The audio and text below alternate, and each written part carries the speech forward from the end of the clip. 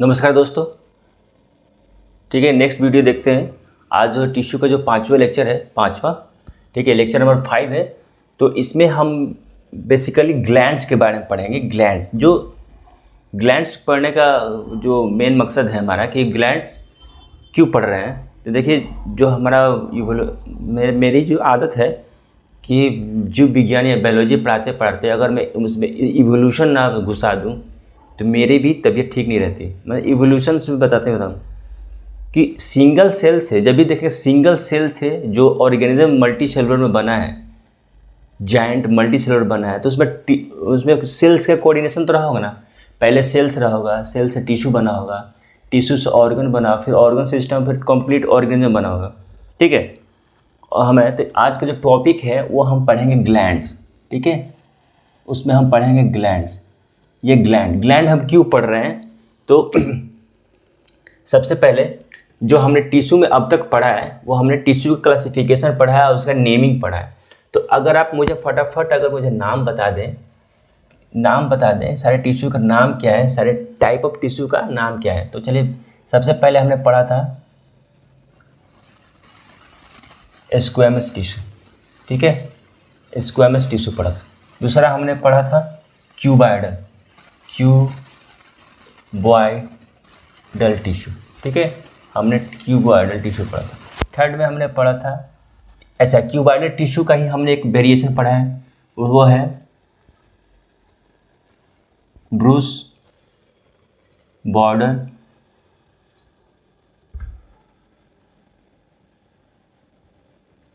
Cuboidal. सब पे epithelium लगा हुआ है, स्क्वैमस एपिथेलियम, क्यूबॉइडल एपिथेलियम, इसमें भी एपिथेलियम लगा हुआ है। ठीक है, सब में एपिथेलियम है। तीसरा है 1 2 3, तीसरा है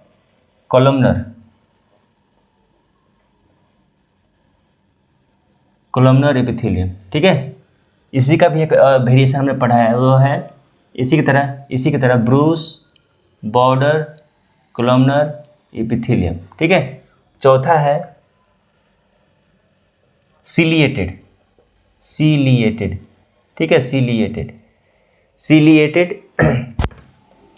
एपिथेलियम। और पांचवा है कंपाउंड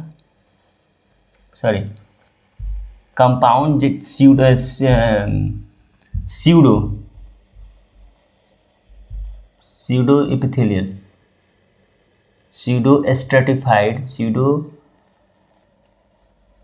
स्ट्रेटिफाइड एपिथेलियम। देखिए, हमने काउंट करिए कितना हुआ।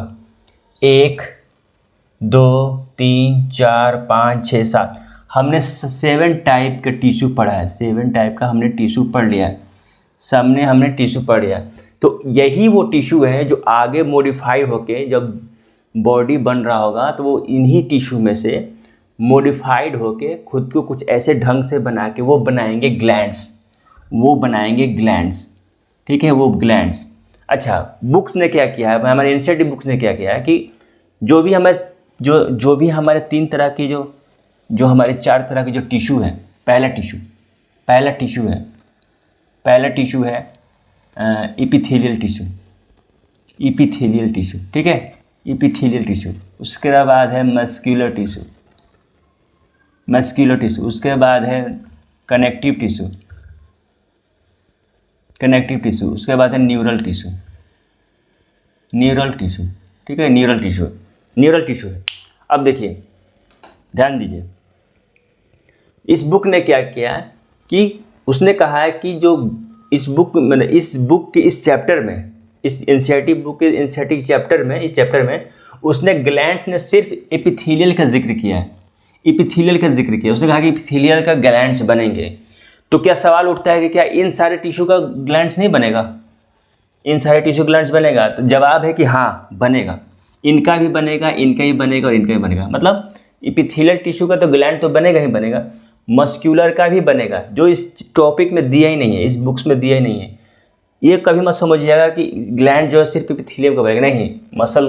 मस्कुलर टिश्यू का भी ग्लैंड्स बनते हैं, कनेक्टिव का भी ग्लैंड्स बनते हैं और न्यूरल टिश्यू का भी ग्लैंड्स बनते हैं। चलिए एक बार यहाँ से लिख लीजिए, इसको वीडियो पॉज करके इसे लिखिए जो मैं बता रहा हूँ कि हम इस चैप्टर में ग्लैंड्स पढ़ने आए हैं। ग्लैंड्स पढ़ने आए हैं तो ग्लैंड्स हमारे किस तरह के टिश्यू के बनेंगे, तो वो है स्क्वैमस एपिथेलियम, मतलब किस तरह का टिश्यू है, हम टिश्यू से ग्लैंड्स बनाएंगे कैसे। ग्लैंड्स पढ़ने आए हैं तो किस टिश्यू है, स्क्वैमस टिश्यू है, क्यूबॉइडल का 2 है, कोलुमनार का 2 है, सिलिएटेड का एपिथेलियम। अब हम यहाँ से डिलीट करते हैं, यहाँ से ये इरेज करते हैं।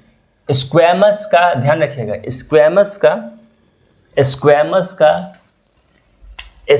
का ग्लैंड पॉसिबल नहीं है, स्क्वैमस का ग्लैंड पॉसिबल नहीं है, याद रखिएगा स्क्वैमस का ग्लैंड पॉसिबल नहीं है। क्यों पॉसिबल नहीं है हम आपको बताएंगे। क्यूबॉइडल और कोलुमनार का 100% पॉसिबल है, क्यूबॉइडल और कोलुमनार का 100% पॉसिबल है, और सिलिएटेड का पॉसिबल है, और स्ट्रेटिफाइड का भी पॉसिबल है। ठीक है, बस स्क्वैमस का पॉसिबल नहीं है। क्यों पॉसिबल नहीं है, पहले हम ग्लैंड्स का मतलब समझ लेते हैं, ग्लैंड्स का हम मतलब समझ लेते हैं, उसके बाद इन सारे टिश्यू पे बात करेंगे कि किन किन टिश्यू का बनना चाहिए। आइए हम समझ जाते हैं कि ग्लैंड्स का यहाँ पे मतलब क्या है। मैंने एक्चुअली में ये बात आपको शुरू में ही मुझे बता देना चाहिए था कि ग्लैंड्स का मतलब क्या है। चलिए ग्लैंड्स का मतलब मैं समझाता हूँ। देखिए इन सारे टिश्यू में कुछ हमारे पास ऐसे सेल्स थे जो सिर्फ और सिर्फ डिफ्यूज़न का काम करते थे। एक सेल से गैस हो, ठीक है, गैस हो या फिर लिक्विड हो, गैस हो चाहे लिक्विड हो, वो सिर्फ डिफ्यूज़ हो रहे थे, एक दूसरे की तरफ से आर या पार जा रहे थे। ठीक है, आर या पार, ये आ रहे थे इस मेम्ब्रेन से, या तो आ रहे थे या फिर जा रहे थे। ये सिर्फ डिफ्यूज़न हो रहा था, यहाँ पे सिर्फ डिफ्यूज़न हो रहा था। ठीक है, हमें एक ऐसा सेल चाहिए, एपिथेलियम में ही है, हमें एक ऐसा सेल चाहिए जो कुछ प्रोडक्ट को रिलीज करे, ये सेल से इसमें से बनाए, कुछ सिक्रीट करे। अगर वो सेल जिसमें प्रॉपर्टी हो सिक्रीशन की प्रॉपर्टी हो, वही लोग बनाएंगे ग्लैंड्स। तो बताइए स्क्वैमस एपिथेलियम जो था वो तो सिर्फ डिफ्यूजन कर रहा था, तो इसमें तो है नहीं। अब सिक्रीशन करने की प्रॉपर्टी सिर्फ और सिर्फ हमें दो एपिथेलियल्स में दिखे हैं। एक है क्यूबॉइडल में और दूसरा है कोलुमनर में। इन दोनों ने मिलके ग्लैंड्स बनाए हैं। तो अब सवाल आता है कि क्या सिर्फ और सिर्फ एपिथेलियम का ही ग्लैंड्स बनेगा, क्या इन लोगों का ग्लैंड नहीं बनेगा? तो जवाब है हाँ बनेगा। देखिए मैं एक एग्जांपल से समझाता हूँ। इन एनसीईआरटी मैं जो पढ़ा रहा हूँ भले लगे कि ये एनसीईआरटी में आउट ऑफ एनसीईआरटी है, लेकिन नहीं, एनसीईआरटी में नहीं, एनसीईआरटी इस चैप्टर में नहीं है, लेकिन अलग अलग टॉपिक में दिया है, तो वो एनसीईआरटी का ही पार्ट है। ये मैं अलग से नहीं, मस्क्यूलर ऐसा कोई टिश्यू बताइए, ऐसा मस्क्यूलर टिश्यू बताइए जो सिक्रीट करता हो। तो मुझे एक ध्यान में आ रहा है, ये मान लें कि ये हमारा यूट्रस है। यूट्रस में कि ये मायोमेट्रियम जो टिश्यू है, ये जो मायोमेट्रियम है, ये एक सिक्रेटरी सेल से है। मसल सेल है लेकिन सिक्रेटरी सेल भी है, मसल होने के बाद भी कुछ सिक्रीट्स करते हैं, इसीलिए मस्क्यूलर सेल के यहाँ पे ग्लैंड्स बने हुए हैं। कनेक्टिव टिश्यू का एग्जांपल मेरे दिमाग में आ रहा है इस वक्त। ऐसे तो बहुत सारे सैकड़ों एग्जांपल हैं, लेकिन हमारे उस सिलेबस में नहीं है, हमारे टॉपिक में, हमारे इस 11th और 12 के सिलेबस तक नहीं है। आपको ज़्यादा पढ़ना है तो आपको MBBS में जाना होगा, मेडिकल कॉलेज में जाना होगा। कनेक्टिव का एक मेरे एग्जांपल मेरे ध्यान में आ रहा है, वो है एड्रेनल ग्लैंड। ठीक है, एड्रेनल ग्लैंड में जो टिश्यू है वो है कनेक्टिव टिश्यू जो है कुछ सिक्रीट्स करते हैं। कनेक्टिव टिश्यू इसके अंदर की एड्रेनल ग्लैंड की कनेक्टिव टिश्यू जो सिक्रीट करते हैं। और तीसरा जो है न्यूरल टिश्यू, जितने भी हमारे इंडोक्राइन्स हैं, जैसे हाइपोथैलेमस, ये एक ग्लैंड है, ये भी कुछ सिक्रीट्स करते हैं। फिर से पिट्यूटरी ग्लैंड, ये भी सिक्रीट करते हैं। पैनियल ग्लैंड, ये सब क्या, ये न्यूरल टिश्यू का बना हुआ है, ये तीनों न्यूरल का बना हुआ है। ये भी ग्लैंड है जो सिक्रीट्स करते हैं हार्मोन्स।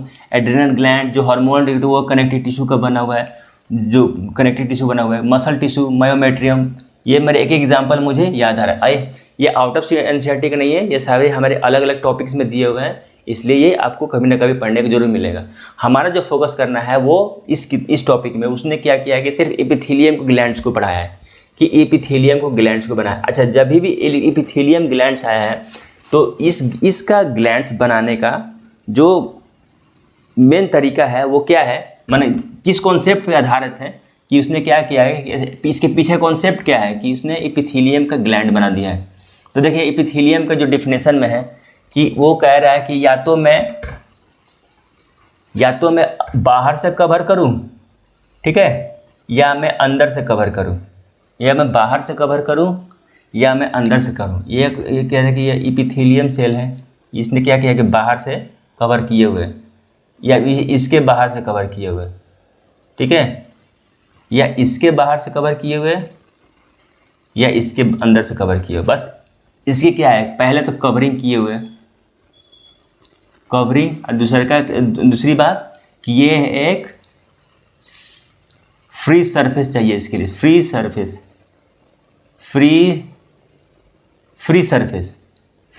चाहिए, ठीक है, फ्री सरफेस या फ्री इन्वायरमेंट चाहिए, फ्री इन्वायरमेंट चाहिए। अगर ऐसा ग्लैंड जो टिश्यू के ऊपर से हो तो क्या उसका सीक्रेट बाहर रिलीज हो सकता है? हाँ, बिल्कुल हो सकता है। अगर टिश्यू का सेल कहीं यहाँ मौजूद हो, क्या इस सराउंडिंग मीडियम में रिलीज हो सकता है? क्या पोरिंग हो सकता है? तो हाँ, हो सकता है। अगर टिश्यू क्या यहाँ हो तो इसके अंदर पोरिंग हो सकता है, या फिर इसके अंदर हो तो इसके अंदर पोरिंग हो सकता है। हाँ, बिल्कुल। देखिए यहाँ है सीक्रेट हो रहा है, यहाँ भी सीक्रेट हो रहा है। तो इसी कॉन्सेप्ट पर आधारित है कि एपिथेलियम का जो ऐसा ग्लैंड बनाइए जहाँ मौजूद हो वहाँ पे आसानी से अपनी सीक्रेशन को रिलीज कर सकते हैं बाहर के तरफ। कोई ज़रूरी नहीं है कि वो ब्लड वेसल्स में रिलीज करेगा, नहीं, वो बाहर की मीडियम में रिलीज करे। इसी आधार पे एपिथेलियम का बनाया गया है ग्लैंड्स। अच्छा, अब ग्लैंड्स बनने के लिए बन गए, लेकिन ग्लैंड जो बने हैं वो दो तरह से बने हैं। ग्लैंड जो है वो दो तरह का ग्लैंड बना है। हमारे इस टॉपिक में जो ग्लैंड है वो दो तरह के बने हैं। एक ऐसा ग्लैंड जिसने कहा है कि मैं सिंगल सेल का हूँ, ये जो ग्लैंड्स हैं वो दो तरह का बना है, ठीक है, वो दो तरह का बना है। एक है जो सिंगल सेल का बना हुआ, ठीक है, सिंगल सेल का बना हुआ। एक है मल्टी सेलुलर ग्लैंड बना हुआ। यानी कि इसको बनाने के लिए एपिथेलियम का है तो बेसमेंट मेम्ब्रेन चाहिए, एक सिंगल सेल चाहिए, ठीक है। चलिए हम इसमें सिंगल सेल डाल देते हैं। ये सिंगल सेल हो गया, ये सिंगल सेल हो गया। ऐसे तो सिंगल सेल, ऐसे तो एग्जाम्पल में, ऐसे तो हमारे मेडिकल साइंस में, बायोलॉजी के फील्ड में सिंगल सेल के ग्लैंड बहुत सारे हैं, ठीक है। लेकिन हमारे जो एनसीईआरटी है उसने एक ग्लैंड पे फोकस किया है, उसका नाम है, एक ऐसा ग्लैंड जो कहता है कि हम हैं, वो है गॉबलेट सेल। ये गॉबलेट सेल क्या चीज़ है? कहता है कि मैं जो हूँ सिंगल सेल हूँ, मैं एक सिंगल सेल ग्लैंड हूँ, ठीक है, मैं एक सिंगल सेल ग्लैंड हूँ और म्यूकस सिक्रेट करता हूँ। ऐसा चिपचिपा स्लिपरी म्यूकस सिक्रेट करता हूँ और फ्री सरफेस पे रहता हूँ। कौन हो गया?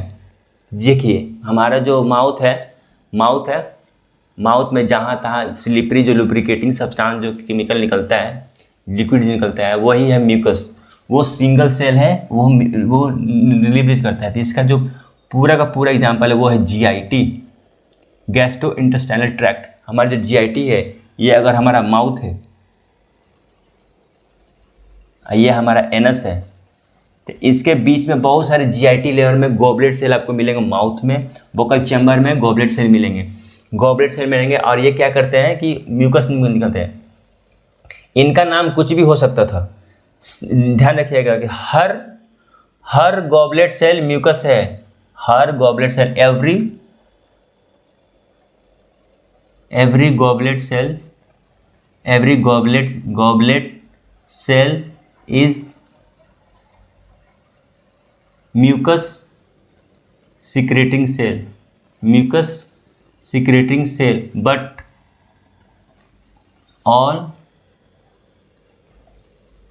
mucus secreting cell is not goblet. कहने का मतलब कि हम वो गॉबलेट सेल है, मतलब वो म्यूकस सिक्रेटरी सेल है जो सिर्फ और म्यूकस को रिलीज करेंगे और जीआईटी में होंगे।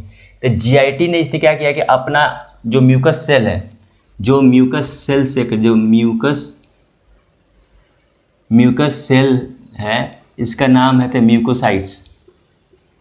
म्यूकोसाइट्स है, और इसने अलग से अपना नाम रख लिया है गॉबलेट सेल। यानी कि मैं एक अलग से गॉबलेट सेल, मैं ऐसा सेल हूँ जो मैं सिर्फ और सिर्फ जीआईटी में पाया जाऊँगा, और मेरा अलग से नाम लेना आज के बाद से, वो मैं हूँ गॉबलेट सेल, वो है मैं गॉबलेट सेल। गॉबलेट सेल हमेशा जीआईटी में होगा, जी मतलब गैस्ट्रो, जी मतलब गॉबलेट, ठीक है। मैं हमेशा इसमें पाया जाऊँगा, ठीक है, इसमें मैं पाया जाऊँगा।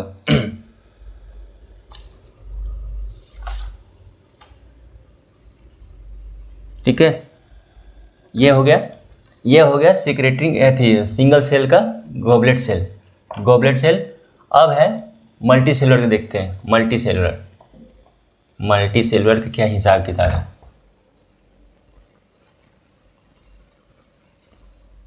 मल्टी सेलुलर, देखो यहाँ सिंगल सेल, यहाँ पे मैंने सिंगल सेल बनाया था, ये सिंगल सेल है, ये सिंगल सेल का बेसमेंट मेम्ब्रेन है, और ये सिंगल सेल है, गॉबलेट सेल है, ठीक है। ऐसा सेल है, सिंगल सेल है जो ग्लैंड्स बना है सिंगल सेल का। लेकिन अब हम मल्टी सेलुलर की बात करेंगे। ये कोई ट्यूब है, अगर यहाँ पे पूरा सेल बना हुआ है,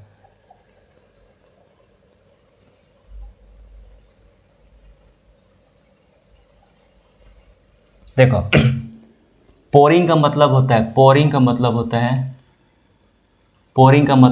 रिलीज।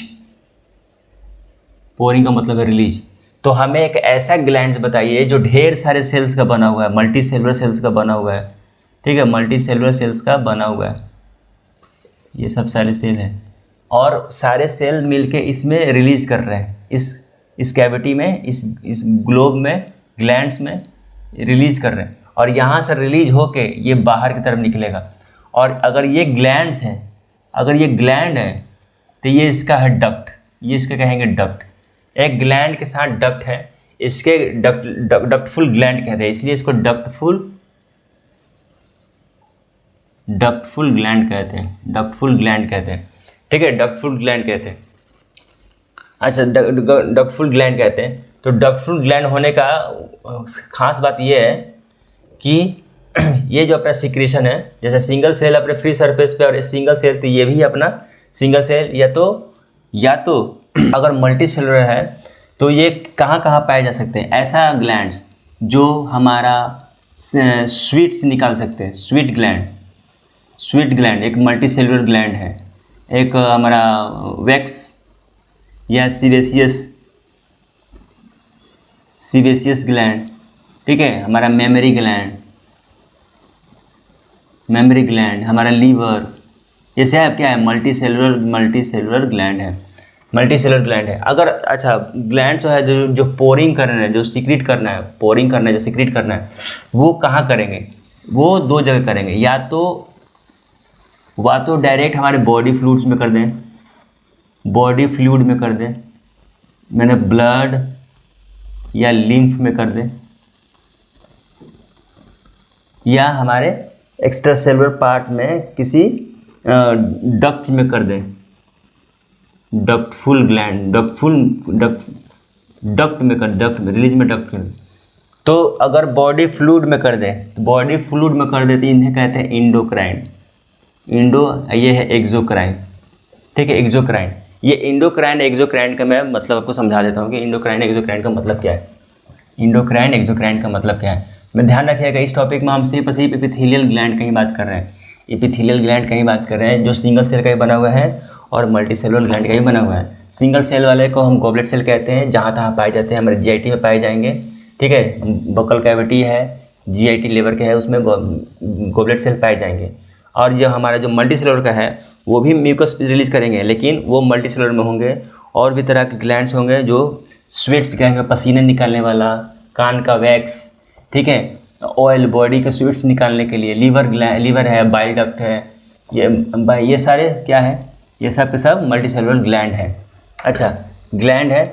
अब जो ग्लैंड है, जो हमारा ग्लैंड है वो दो तरह का है, एक है एक्सो, एक है इंडो।